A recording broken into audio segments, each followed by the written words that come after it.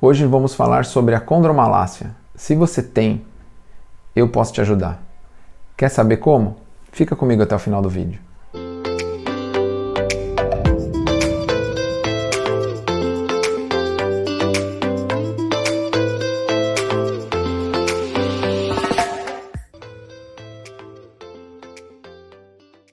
Olá, sou o Felipe Tcheca, personal trainer, criador do Código Zero Dor. Hoje vamos começar o 5º episódio da série Dor no Joelho.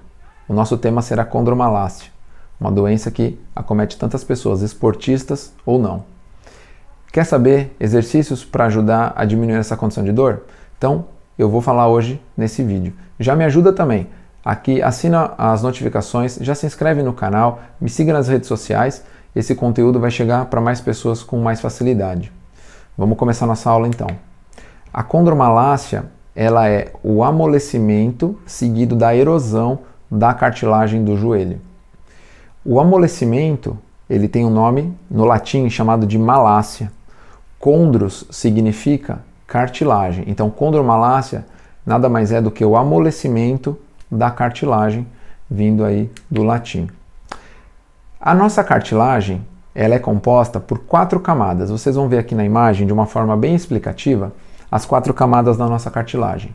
Então, temos uma camada de uma cartilagem numa situação 1. Então, antes de chegar a essa situação 1, a cartilagem era totalmente saudável. Na situação 1 da condromalácia, aqui é um princípio do amolecimento, seguido de um início de fissura da cartilagem. No nível 3, ela evolui para uma situação de princípio de erosão da cartilagem, já podendo chegar aqui na barra preta, a gente pode chamar, identificar como se fosse o início da camada óssea, né? E no nível mais avançado dela, seria já um amolecimento, uma erosão completa, um contato maior entre as partes ósseas. Na imagem seguinte, eu vou mostrar para vocês uma situação de uma cartilagem saudável e de uma cartilagem já com a condromalácia. Então, essa cartilagem, ela tem a função de absorver, transmitir e dissipar toda a energia que o movimento mecânico executa. Então, atividades esportivas, atividades diárias, caminhar, subir escada, descer escada, gera uma força chamada de força cinética. Energia cinética, onde há movimento. Houve movimento, essa membrana, né, que tem muitas proteínas, revestida com muito princípio de água também, ela começa a sofrer uma sobrecarga muito grande e conforme esse amolecimento e esse desgaste vai acontecendo, ela vai perdendo a sua espessura, podendo chegar até a parte óssea. A função dessa membrana é suavizar o contato, né, entre as partes ósseas. Então, onde não deixa acontecer o contato, fazer um movimento bem suave. Quando essa diminuição acontece, o contato ósseo acontece. Nós vemos aqui uma cartilagem no joelho saudável, então onde não há nenhum princípio de erosão, nenhum princípio de amolecimento da cartilagem. E na imagem 2, aqui embaixo, a gente já vê um início do desgaste, né, um avermelhamento na cartilagem, onde já começa a haver um desequilíbrio, um desalinhamento articular, podendo assim gerar uma situação de dor.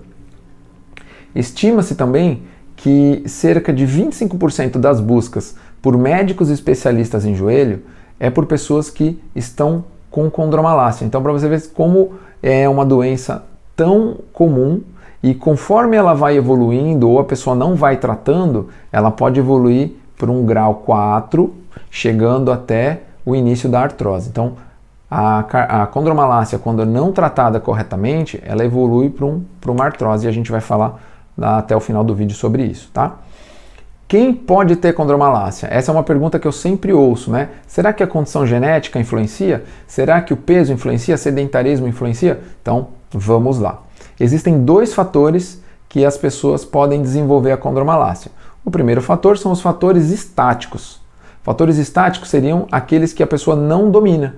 Ela não tem movimentação, é no corpo parado. Então, as mulheres, infelizmente, elas têm 12 vezes mais chances de desenvolver a condromalácia em comparação com os homens. Por quê? Porque, como vocês vão ver aqui na imagem, normalmente a gente conhece o corpo da mulher e elas têm o quadril mais largo, automaticamente o joelho mais fechado, havendo também uma pronação dos tornozelos, dos pés, fazendo com que haja um desalinhamento da articulação do joelho. Quando há esse desalinhamento, com o passar dos anos e o baixo grau de fortalecimento muscular, esse desequilíbrio vai havendo um desgaste muito grande e havendo um contato constantemente nessa parte da cartilagem, onde ela vai gastando, onde ela vai amolecendo, vai havendo uma diminuição da espessura da cartilagem e futuramente vai haver o contato ósseo, podendo assim chegar num grau 4. Tá? Então, as mulheres, infelizmente, têm maiores chances de desenvolver a condromalácia por conta desses fatores estáticos. Já os fatores dinâmicos, que a gente conhece tanto aí dos esportistas, ele acomete mais os ciclistas e aos corredores, pessoas que também jogam tênis, praticam futebol, basquete, porque são os esportes de contato, de impacto, e os esportes cíclicos. Eles levam a uma tendência por conta do desgaste, do excesso de uso repetitivo da articulação, podendo assim futuramente levar à condromalácia patelar. Outro grau de fatores dinâmicos, outro fator de condição para desenvolver a condromalácia acaba sendo a hipermobilidade da patela. Então, pessoas que têm a patela muito solta, pessoas que usam até aquele clipe, aquele acessório embaixo da patela para que a patela não desloque muito, é uma situação que ajuda bastante a conter o deslocamento da patela.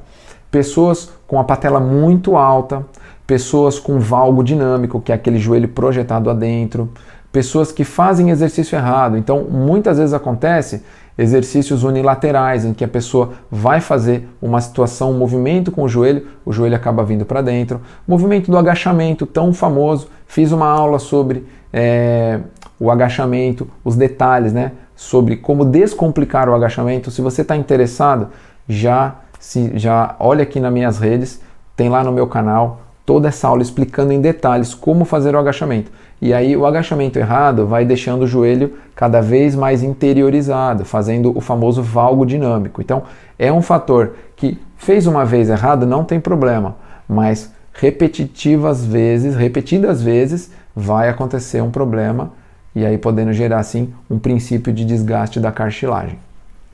Outro fator que acomete as pessoas é o baixo grau de força do glúteo médio, que é o músculo lateral do quadril, e aí quando ele tem um baixo grau de força, ele não deixa o joelho alinhado, ele deixa o joelho vir mais para dentro, deixa o joelho interiorizado.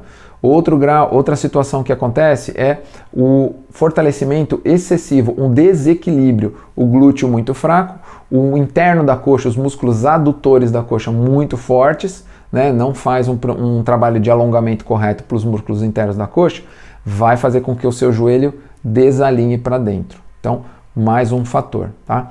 Encurtamento dessa musculatura também, além de força, muito encurtamento dessa musculatura. E o último são pessoas que fazem uma atividade profissional, uma atividade laboral, em que executem um movimento repetitivo em que há uma pressão excessiva num ponto exato da cartilagem. Então, pessoas que fiquem muito tempo agachadas ou pessoas que ficam muito tempo ajoelhadas, essa cartilagem sofre pressão por muito tempo num ponto único. Vai haver um desgaste naquele ponto, naquela situação, naquele ponto local, e com o passar do tempo, essa cartilagem vai diminuindo, vai havendo um desgaste, ela vai abaixando, e aí ela vai haver uma diminuição e acaba tendo um contato entre a parte óssea. Vou falar agora do diagnóstico, como que é feito o diagnóstico da condromalácia patelar. O médico especialista em joelho deve ser consultado. Pode ser um ortopedista clínico, que ele não tenha uma especialidade? Pode, mas um especialista, um médico do joelho é o ideal, porque aí ele vai pedir exames, primeiramente ele vai fazer um exame clínico, ele vai apalpar, ele vai sentir como que está a articulação, se ela cripta, depois eu vou falar sobre isso, e a partir daí ele deve pedir alguns exames de imagem. Mas o importante também é que ele fale com você sobre a anamnese. Ele tem que entender qual é o seu histórico de movimento, o que causou essa possível condromalácia, esse possível desgaste da sua articulação. Tá? Então, quantos anos você tem? Isso influencia demais, porque com o passar dos anos, todos nós teremos um desgaste da cartilagem. É normal. Mas o que não pode acontecer é um desgaste precoce. E aí o médico vai ter que investigar corretamente como que é feito, por que esse desgaste aconteceu de forma precoce. Então, através do exame de imagem, normalmente o médico pede a ressonância magnética para detectar qual é o grau que você está na condromalácia patelar, e se você está no grau 2, ou grau 3, grau 4, né? E aí ele vai poder tratar e recomendar você para o especialista correto. Vamos falar agora dos níveis que a condromalácia patelar se encontra. Então, assim, o grau, né? Vou já antecipar para vocês que são 4 graus de desconforto que a condromalácia dessa patologia, né? Que ela tem.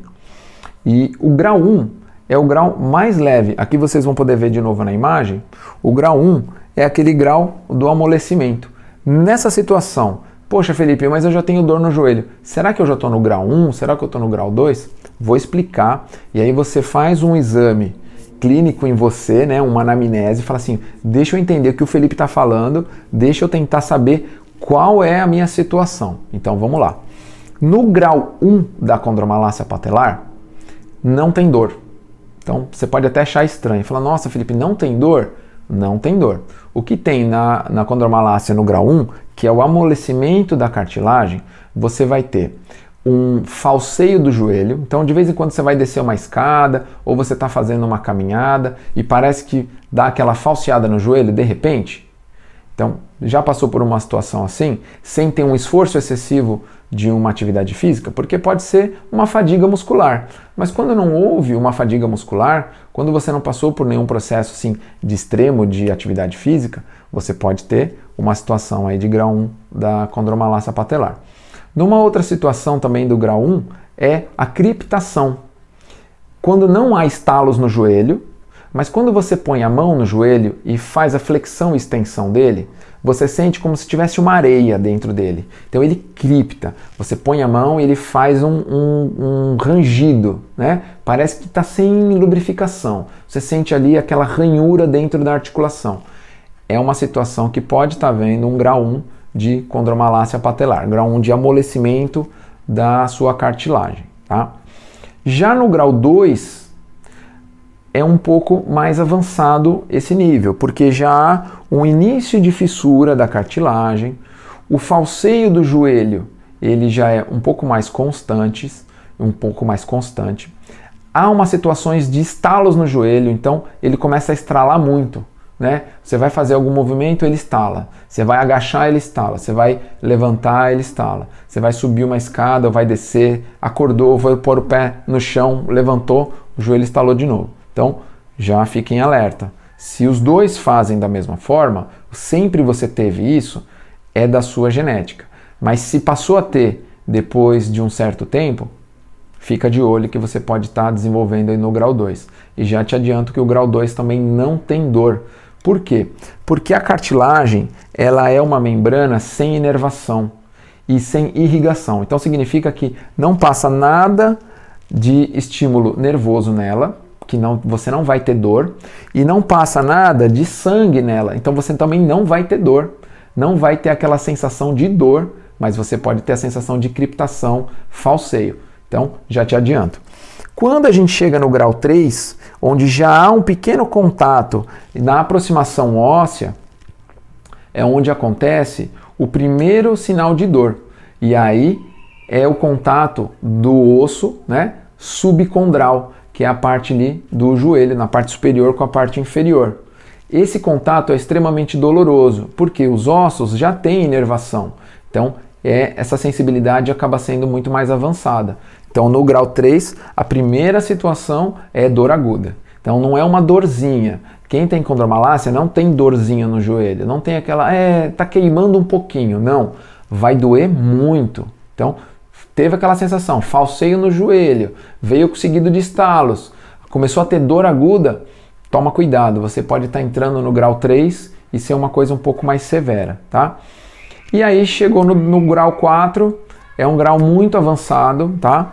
É um grau que já é um processo de erosão muito grande da cartilagem, essa membrana já foi grande parte dela corroída. Você pode ver que ela está corroída de um lado e do outro não, é porque normalmente é por conta do desalinhamento. Um lado vai ser desgastado, o outro lado fica preservado. Dificilmente vai desgastar a membrana toda. Quando chega no grau 4, pode evoluir por um processo inflamatório agudo, né? Muito severo, que é o processo da artrose, que eu já falei no vídeo anterior. Você pode procurar aí, quer saber mais sobre artrose, já vai lá no meu canal, deve aparecer um link aqui agora que estou mostrando para vocês, e aí tem uma aula que eu já falei sobre a artrose e dei todos os detalhes sobre ela, tá? Então, chegou no grau 4 da condromalácia patelar, e aí o especialista tem que ser procurado mesmo, vai fazer um tratamento com ele, que eu vou falar a partir de agora quais são os tratamentos adequados e como que você faz para tentar amenizar e se livrar. Vamos lá. Primeira fase do tratamento da condromalácia patelar. Primeira coisa, o especialista, o médico, ele vai procurar diminuir a sua dor. Por quê? Não há exercício nesse momento. Então, tudo que eu for falar depois de exercício, se você já percebe que você tem uma dor muito intensa no joelho, você não pode fazer exercício. Então, já te adianto, essa aula de exercícios você salva, você procura um especialista e quando você voltar, quando ele te liberar para fazer atividade física, aí você vem e assiste a minha aula de novo, pega a parte de exercícios e faça com bastante cautela, tá? No momento de grau de dor aguda, não pode fazer exercício. Por quê? Como está tendo contato ósseo, essa inervação ela é muito delicada. Você vai fazer movimento e ela vai dar dor e não vai chegar o estímulo de força para o músculo. Você não vai melhorar, você vai piorar, você vai aumentar o contato entre ossos e você vai sentir mais dor ainda. Então, recomendo que você procure um especialista urgente, tá bom? Caso você tenha assim aquele falseio no joelho ou você quer se preservar, quer prevenir, poxa Felipe, posso fazer esses exercícios como forma de prevenção que você vai orientar? Pode, fica à vontade, é importante que você faça. Se você é ciclista, se você é corredor, é tenista, joga basquete, joga futebol, esses exercícios eles são super importantes para você manter a sua musculatura forte e saudável nos locais corretos, para deixar o seu joelho alinhado, para deixar toda essa musculatura de quadril pronta para atividade, tá? Então, vamos seguindo. Primeira fase da terapia é diminuição da dor, é uma terapia analgésica.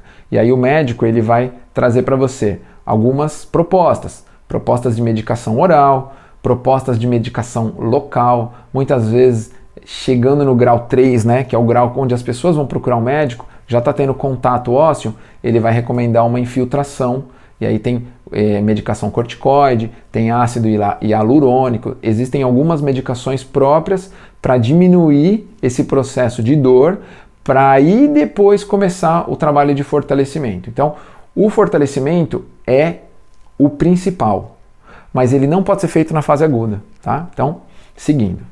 O médico recomendou essa terapia medicamentosa, fez a infiltração ou fez a medicação oral. Normalmente ele encaminha para o fisioterapeuta, que continua o trabalho de analgesia através de atividades, né? Através de acessórios da fisioterapia, como TENS, ondas curtas, laser, ultrassom. Todos esses equipamentos servem para diminuir a sensação de dor local e a partir daí o fisioterapeuta ou o educador físico capacitados, isso é importante, tá? Não é qualquer profissional que vai conseguir orientar essas pessoas nesse grau de desconforto. Então, muito cuidado com quem você vai pedir a orientação. Essas pessoas capacitadas, elas estão aptas a começar um processo de reabilitação, a um programa de tratamento, de evolução, né? É a segunda fase do tratamento, com exercícios, com uma proposta de baixo grau de força, uma proposta de melhora da amplitude articular e um reequilíbrio desse desalinhamento articular que pode ter acontecido. Esse processo de fortalecimento e reequilíbrio muscular, ele acontece através de baixos graus de força, principal estabilização articular, já que o seu joelho deve ter desalinhado, né, com o passar do tempo e com o passar desse desgaste ósseo da sua articulação. A partir de agora, eu vou demonstrar para vocês 3 exercícios que vocês podem fazer de forma preventiva para evitar chegar num grau elevado da condromalácia patelar. Fala pessoal, vim aqui rapidinho trazer para vocês 3 propostas de exercício para fortalecimento, para ajudar na condromalácia patelar, tá? Primeiro exercício é um exercício de fortalecimento para o glúteo médio.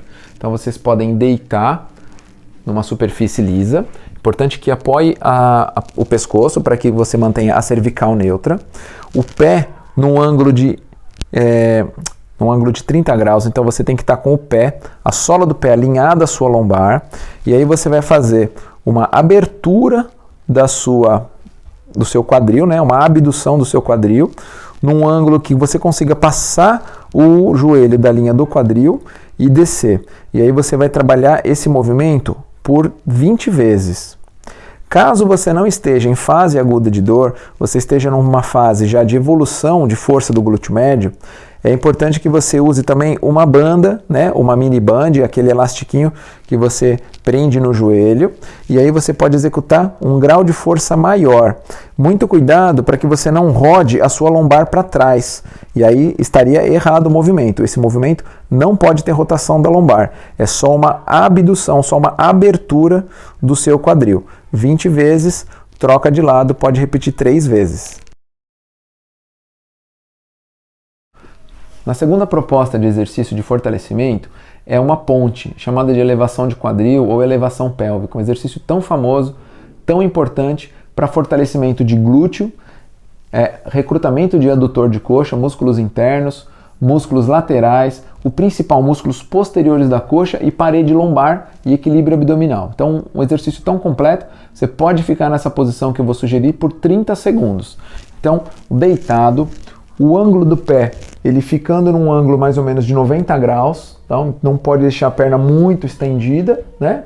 E também não muito fechada, e que você consiga colocar os pés todos no chão, cabeça apoiada no chão, palma da mão no chão, glúteo, a lombar alinhada, então você vai ter uma pequena curva lombar natural, não deixe a lombar muito elevada. O início do exercício é a elevação do quadril, já um recrutamento do glúteo, então já trava o músculo do bumbum, projeta ele em contração para cima e a sua extensão total do quadril, que você consiga manter um alinhamento de ombro, quadril e joelhos. Nessa posição, você permaneça por 30 segundos, mantendo força nos posteriores da coxa, nos glúteos e um equilíbrio entre parede abdominal e parede lombar. Pode repetir esse exercício 3 vezes. Pessoal, o último exercício, a última proposta de movimento é um agachamento unilateral, mas ele tem uns detalhes, tá?